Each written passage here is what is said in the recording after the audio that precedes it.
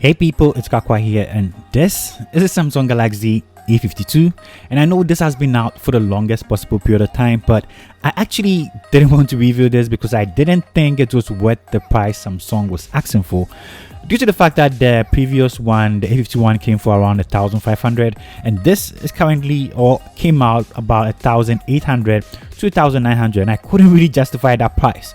So now that I've actually had this for a very long period of time, I want to share with you, is this actually worth picking up? Is it worth the price that Samsung is asking for about 1,800 or 900 Ghana cedis? In this video, we're going to find out if you should pick this up. Let's get to the video.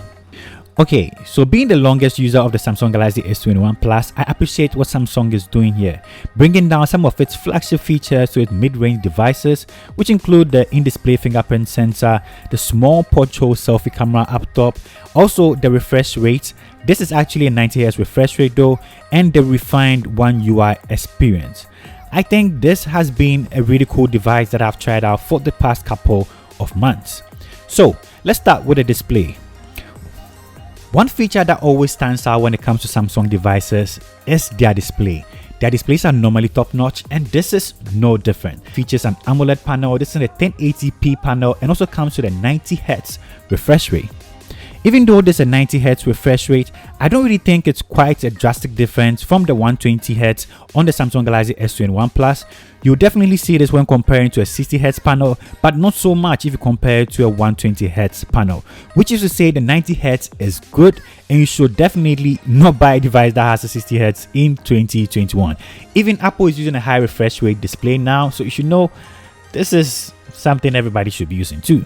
But this is a really good reason to upgrade your A51 to the Samsung Galaxy A52.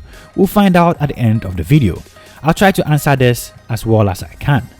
For display, the A52 will deliver in terms of brightness, colors, and fluidity.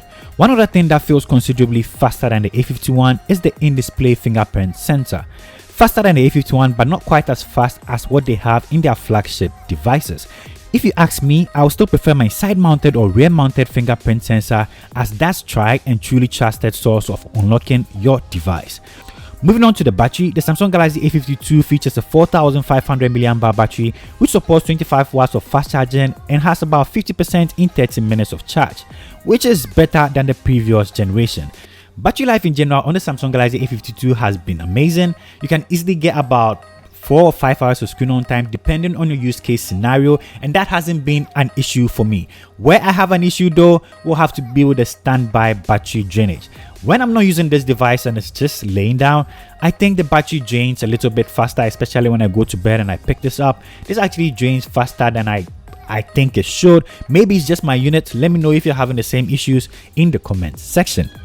But for regular usage, like I said, you can easily get 4 to 5 hours of screen on time on a day-to-day usage. At least you still get a charger in the box, so that's cool. So you can actually charge this to about 50% in 30 minutes of charge. I must mention though, this doesn't come with wireless charging. It's still plastic, so that feature is not available here too. Okay, now let's talk about my favorite part of this device. This will definitely be the cameras. For the past couple of months in 2021, I've tried out a lot of devices in the price range of 1,000 to 2,000 Ghana cedis, and dare I say, this might have my favorite camera system in any of those devices. This comes with a 4-camera setup at the back, the main sensor being a 64 megapixel OIS stabilized sensor, a 12 megapixel ultra wide, a 5 megapixel macro, and a 5 megapixel depth. These produce some good pictures for the price range. The main sensor produces some good looking pictures with some amazing dynamic range across all lenses, the main and the wide. The videos are very good too so far. For the price range, you are not going to be disappointed when it comes to those. Alright, my little issue too when it comes to the cameras might be the shutter speed when it comes to taking your pictures. There have been so many times that I just tried to take a picture and the shutter button takes a long time to just take the picture. Of course it's working now, but on so many numerous occasions I've tried to do this and it just delays so much that whatever you are trying to capture might just leave. So this was something I also experienced in the A51. I thought this would have been fixed by now. It's definitely a software issue and so shouldn't be an issue. Samsung, you should actually look into that. Now to my least favorite part of this device. So far the device seems to be perfect, right? But this is where the device seems to fall apart for me. This features the Snapdragon 720G. This is an 8nm chipset. I have 8GB of storage and 8GB of RAM. For the first few months of using this device, this was very nice and dandy. Everything was smooth. Opening and closing apps was amazing. But in the next, I think, 3 to 4 months, this started acting up like most mid-range devices act if you use it for a very long time. Apps weren't open as fast as it used to. The device was kind of freezing on me. I thought it was the third-party launcher I was using. I eventually ended up switching to One UI, but this seemed to happen once in a while, and I haven't really enjoyed the experience when it comes to performance for this device. It doesn't seem to be as responsive as it used to be when I initially got this.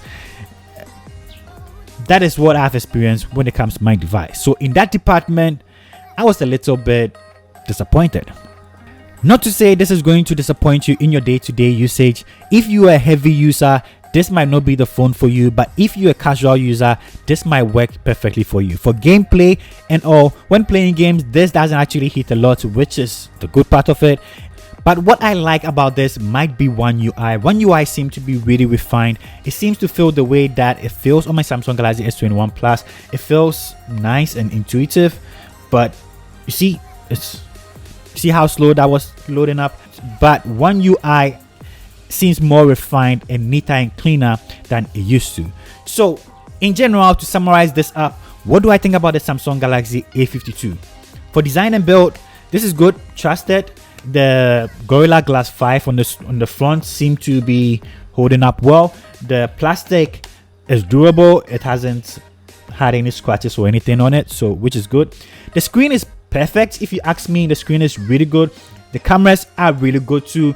My only issue will have to be the performance on this device. So is this worth the 1,800 price tag that Samsung is asking for? If you personally ask me, I don't think it's worth it. This is due to the fact that what I basically look for when it comes to devices has to do with performance. I choose performance over a lot of stuff when it comes to getting a device, and this hasn't been the greatest for me. Sincerely, if they were charging the same price that they were charging for the A52 last year, this would have been my perfect device for a mid-range device in 2021, but that is not the case for me. So if you can get this at a really good deal of about 1,600 or about 1,500, I'll say definitely pick it up. But for 1,800 to 1,900, check out something else. So this brings me to the end of my review of the Samsung Galaxy A52. Let me know in the comment sections if you agree with me with anything that I said, or if you have other thoughts. Let me know in the comment section. Subscribe to the channel, of course, if you're new to this channel, and I'll see you in my next upload. Peace. I'm out.